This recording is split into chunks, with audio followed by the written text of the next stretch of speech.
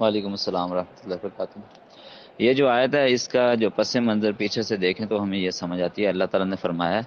کہ ومن احسن قولا ممن دعا الی اللہ وعمل صالحا وقال اننی من المسلمین، کہ جو آدمی اللہ کی طرف لوگوں کو دعوت دیتا ہے نا، اس جیسی بات کرنے والا دنیا میں کوئی آدمی بھی نہیں ہوتا۔ یعنی کہ ہم کسی آدمی کے ساتھ گفتگو کرتے ہیں نا،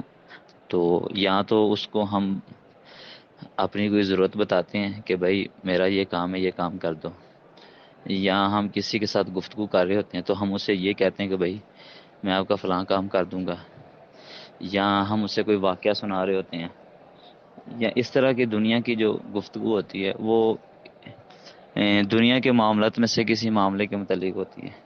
تو اللہ تعالیٰ فرماتے ہیں کہ جتنے بھی گفتگو کرنے والے لوگ ہیں ان میں سے سب سے اچھا اور بہترین اللہ کے ہاں پسندیدہ وہ آدمی ہے جو اللہ سبحانہ و تعالیٰ کی طرف دعوت دے۔ تو جو اس کی گفتگو ہوتی ہے وہ اللہ کو بہت زیادہ پسند ہوتی ہے۔ تو پھر اللہ تعالیٰ نے اس کے بعد یہ کہا کہ ولا تستوی الحسنۃ ولا السیئۃ، برائی اور اچھائی نا یہ آپس میں برابر نہیں ہو سکتی۔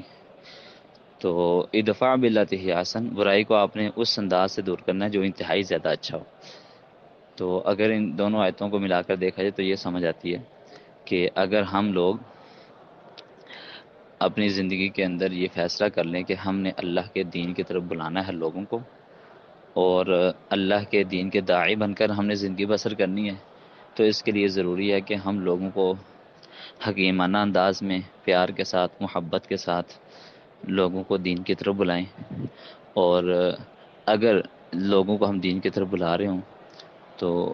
ہماری یہ کوشش اور محنت دیکھ کر نا، جیسے اللہ خوش ہوں گے ویسے ویسے شیطان ناراض بھی ہوگا۔ تو وہ جو شیطان ہے وہ اپنی اس پریشانی کو دور کرنے کے لیے، ہمیں دعوت سے روکنے کے لیے مختلف قسم کے ہتھ کنڈے شروع کر دے گا۔ وہ لوگوں کو کھڑا کرے گا، جو لوگ ہمیں بڑے مجمع میں کھڑے ہو کے نا ٹوک دیں گے، بدتمیزی کریں گے، یا کہہ لیں کہ جس معاشرے میں ہم رہ رہے ہوں اس معاشرے کے لوگوں کو ہمارے خلاف کھڑا کر دیں گے، اور ہماری مخالفت کے اوپر لوگ آ جائیں گے، ہمیں تکالیف کا سامنا کرنا پڑے گا۔ تو ایسے موقع کے اوپر نا ہمیں ہائپر ہو کر اسی طرح کا کوئی قدم نہیں اٹھا لینا چاہیے جس طرح کا ہمارے مخالفین اٹھا رہے ہیں، بلکہ ہمیں اس وقت صبر کا دامن پکڑ لینا چاہیے۔ تو اگر کوئی ہمارے اوپر کسی قسم کی کوئی مصیبت آتی ہے، تکلیف آتی ہے، پریشانی آتی ہے، دکھ آتا ہے، تو ہمیں اس کو برداشت کر کے اللہ کے دین کی طرف بلاتے رہنا چاہیے۔ اس وقت اپنے ذاتی دفاع کی طرف توجہ نہیں کر لینی چاہیے۔ عام طور پہ جو داعی ہوتے ہیں ان کو یہ مسئلہ بنتا ہے کہ جب لوگ ان کی دعوت کو دیکھ کر جو مخالفین مخالفت کرتے ہیں نا، تو وہ داعی بیچارہ پھر اپنے اوپر لگنے والے الزامات کی وضاحت دیتے دیتے وہ بہت سارا اس کا ٹائم صرف ہو جاتا ہے، جبکہ اللہ تعالیٰ کہتے ہیں کہ آپ نے وہ جو آپ کے خلاف برائی کھڑی ہو چکی ہے اس کو بڑے اچھے طریقے سے ختم کرنا ہے۔ کیا مطلب کہ آپ نے جتنی بھی ذاتی اختلافات اور ذاتی آپ کے اوپر وہ حملے کرتے ہیں نا، آپ نے ان کا جواب نہیں دینا، ان کو آپ نے فراموش کر دینا ہے کہ یہ ہوا ہی نہیں ہے، یہ سمجھے ایسی ویسی کوئی بات تھی نہیں۔ آپ نے اصل موضوع پر، اصل ٹاپک پر اور اصل دعوت کے اوپر آپ نے فوکس رکھنا ہے، اور آپ نے اس کے رد عمل کا شکار ہو کر لوگوں کو برا بھلا کہنا نہیں شروع کر دینا۔ لوگوں کو آپ نے کہہ لیں کہ کسی قسم کے تان و تشنی کا آپ نے ہدف نہیں بنانا۔ تو ان چیزوں کو اگر ملحوظ خاطر رکھا جائے تو جو برائی ہوتی ہے وہ خود بخود ہی ختم ہونا شروع ہو جاتی ہے ایسا ایسا۔ اور بھی کئی طریقے ہو سکتے ہیں، مثال کے طور پہ ایک آدمی نے آپ کے بارے میں کوئی غلط تبصرہ کر دیا، تو اب بجائے یہ کہ آپ اسی مجلس میں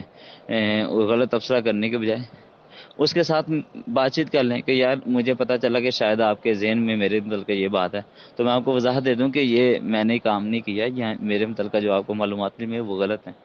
تو اس طرح کے کئی طریقے ہیں جن کے اندر ہم غصے میں آنے کے بجائے حکمت کے ساتھ، سوچنے کے ساتھ اور دنائی کے ساتھ کوئی فیصلہ کریں تو